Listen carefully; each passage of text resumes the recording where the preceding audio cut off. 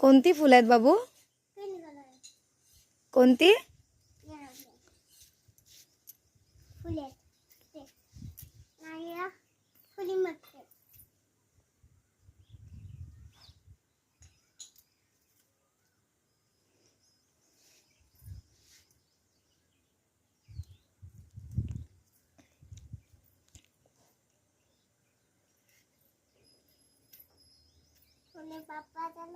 बाप्पाला द्यायचे मम्मी. बाप्पाला द्यायचे. बाप्पाला देणार फुलं?